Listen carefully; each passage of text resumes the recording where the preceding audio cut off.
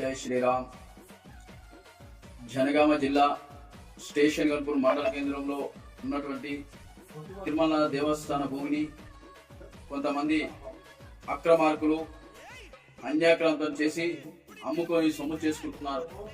గత సంవత్సరాల కొలది ఆ యొక్క దేవాలయము అన్యాక్రాంతం పైన దశల వారీగా ఆందోళన చేపడుతున్న హిందూ సంఘాలు అయినప్పటికీ దేవాదాయ శాఖ అధికారులు కావచ్చు, రెవెన్యూ శాఖ అధికారులు కావచ్చు, ఇలాంటి పట్టింపు లేకుండా ఆ యొక్క భూమిని రోజు రోజుకు అమ్మసుకు ప్రయత్నం చేస్తున్నారు.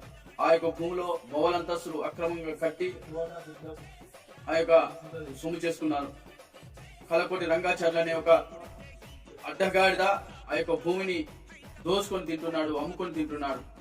ఎన్ని సార్లు మేము సంబంధిత అధికారులకు ఫిర్యాదు చేసినప్పటికీ, పోలీస్ స్టేషన్లకు ఫిర్యాదు చేసినప్పటికీ వారి పైన ఎలాంటి చర్యలు తీసుకోకుండా వారికి ఎండోమెంట్ అధికారులు కూడా వత్తాసు పలుకుతున్నట్టు వినబడుతున్నది.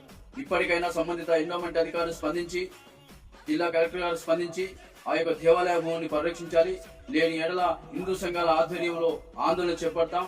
నిన్నటికి నిన్న మున్సిపాలిటీ అధికారుల చేత దేవాదాయ శాఖ అధికారులు కొంతమంది కుమ్మెక్కై ఆ యొక్క దేవాలయ భూమిలో అక్రమ రోడ్డు నిర్మాణం చేశారు. ఆ యొక్క మట్టిని వెంటనే ధ్వంసం చేయాలి, తొలగించాలి. ఆ యొక్క దేవాలయ భూమిని పరిరక్షించాలి.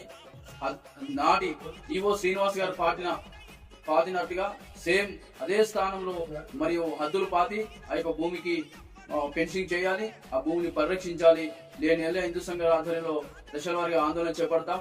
రేపు జరగబోయే స్టేషన్ గన్పూర్లో రేపు ఉదయం జరగబోయే ధర్నా కార్యక్రమాన్ని ప్రతి ఒక్క హిందువు పాల్గొని విజయవంతం చేయాలి.